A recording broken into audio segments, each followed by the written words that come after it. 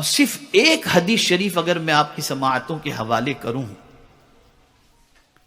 اور اگر اس کے بارے میں صرف اتنا کہہ دوں کہ پوری دنیا کا مسلمان صرف ایک حدیث پر عمل کرتا ہے جو حدیث میں عرض کرنے جا رہا ہوں، تو دنیا میں ہاسپٹل بھی مسلمانوں کے ہوتے، مسلمانوں میں آوارہ کوئی نہ ہوتا، اور مسلمانوں کے تعلیمی ادارے ہوتے۔ ایک حدیث پر عمل، وہ حدیث شریف کون سی ہے؟ تو آقا کریم صلی اللہ علیہ وسلم ارشاد فرماتے ہیں، مرنے والا جب مرتا ہے تو اس کے اعمال منقطع ہو جاتے ہیں سوائے تین چیزوں کے: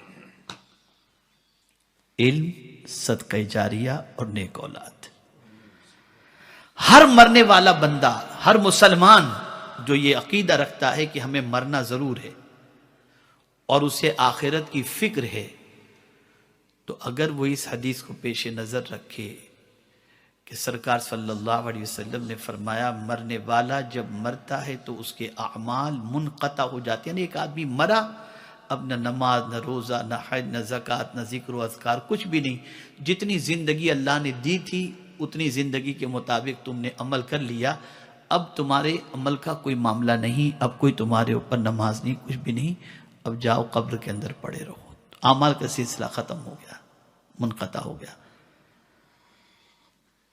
لیکن سرکار صلی اللہ علیہ وسلم فرماتے ہیں مرنے والا مر جاتا ہے، اس کے اعمال منقطع ہو جاتے ہیں سوائے تین چیزوں کے۔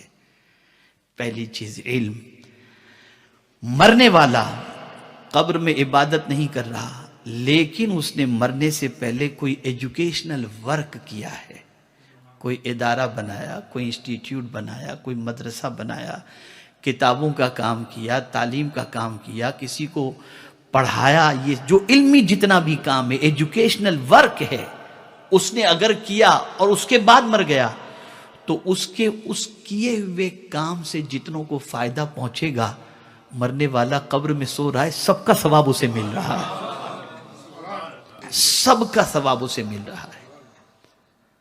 یعنی اب وہ قبر میں کوئی کام نہیں کر رہا لیکن وہ کام جو کر کے مرا تھا اس کام کا ثواب اسے قبر کے اندر پہنچ رہا ہے۔ تو اگر ہر مرنے والا، ہر مسلمان یہ طے کر لیتا مرنے سے پہلے میں ایک ادارہ قائم کر کے مروں گا، میں ایک انسٹیٹیوٹ قائم کر کے مروں گا، میں ایک اسکول قائم کر کے مروں گا تاکہ میری قبر کا انتظام ہو جائے، تو میں یقین کے ساتھ کہتا ہوں کہ کوئی محلہ ایسا نہ ہوتا جہاں ہمارے ادارے نہ ہوتے۔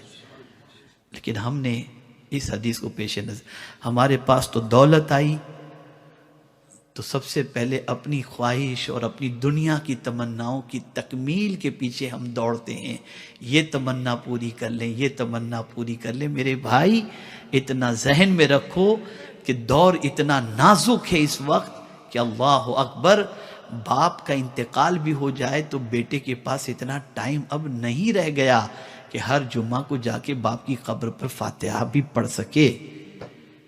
جو کرنا ہے اپنے لیے اس دنیا میں جانے سے پہلے کر لو، وہ کرو کہ اولاد اگر تمہارے لیے کچھ نہ بھی کرے تب بھی تمہارا کام تمہاری قبر میں راحت کا سامان بن جائے۔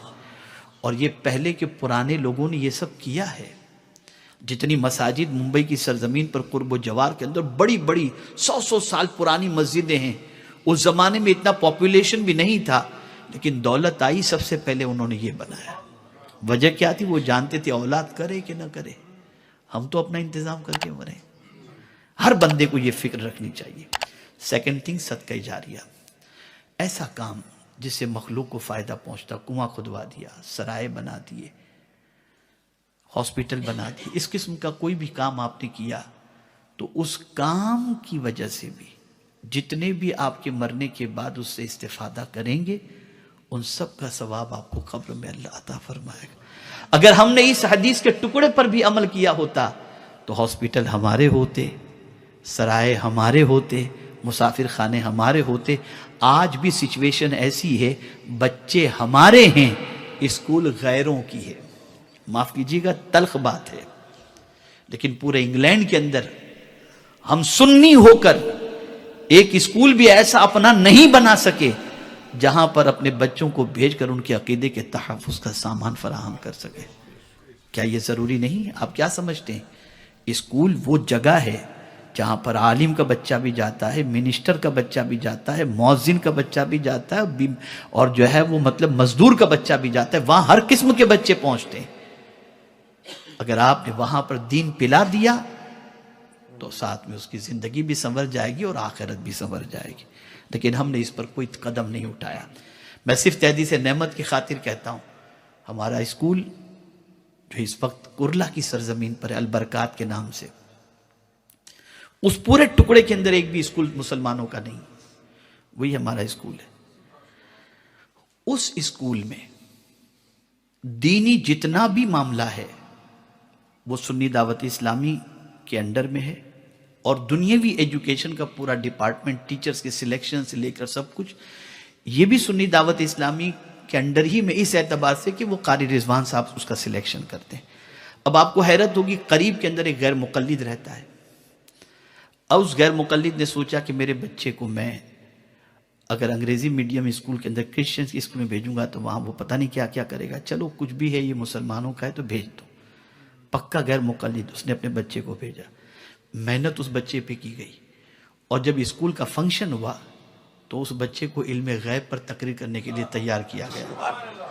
باپ بیٹھا ہوا تھا غیر مقلد، بچے نے علم غیب کے اوپر تقریر کی۔ آپ کا اپنا اسکول ہوگا، آپ غیروں کو اپنا بنا سکتے ہو، آپ کا اپنا اسکول ہوگا، آپ اس کی ضرورت کو پوری کر سکتے ہو۔ آج ہمارے ہی بچے 90% آپ دیکھ لیجئے اسلامک اسکول کے اندر جانے والے، ہم لوگوں کے ہی بچے سنی بچے جا رہے ہیں۔ ہمیں اس کا انتظام کرنا چاہیے، ورنہ یاد رکھیے گا جنریشن جو بڑھتی چلی جاتی ہے، استاد کا احترام اور باقی چیزوں کے اعتبار سے وہ بچے کل ہمارے ہاتھوں سے نکل جائیں گے، اللہ نہ کرے جنریشن ہاتھوں سے نکل جائے گی۔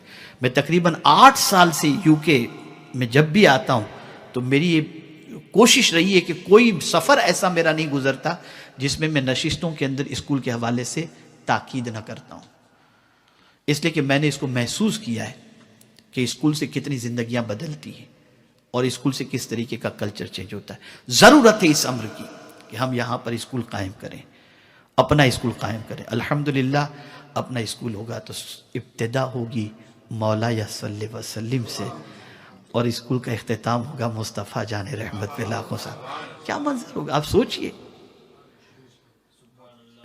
اپنا سرمایہ اس چیز کے پیچھے خرچ کیجئے، تعلیمی انقلاب پیدا کیجئے۔ تو دوسری چیز یہ تھی حدیث شریف کے اس کے اندر، اور تیسری چیز آپ سوچیں گے دینی ادارے کی بات، تو الحمدللہ ہر مسجد میں ہمارے ادارے چل رہے ہیں، اور آپ دیکھ سکتے ہیں کہ ان اداروں کے اندر کتنے بچے پہنچتے ہیں اور اسکول میں کتنے بچے پہنچتے ہیں، کتنوں کے بچے اسکول میں جاتے ہیں اور کتنوں کے، جہاں سے بچے کے ایمان کا خطرہ ہے آپ وہاں پر اپنی حفاظت کا انتظام کر دیجئے تاکہ بچوں کا ایمان محفوظ ہو جائے۔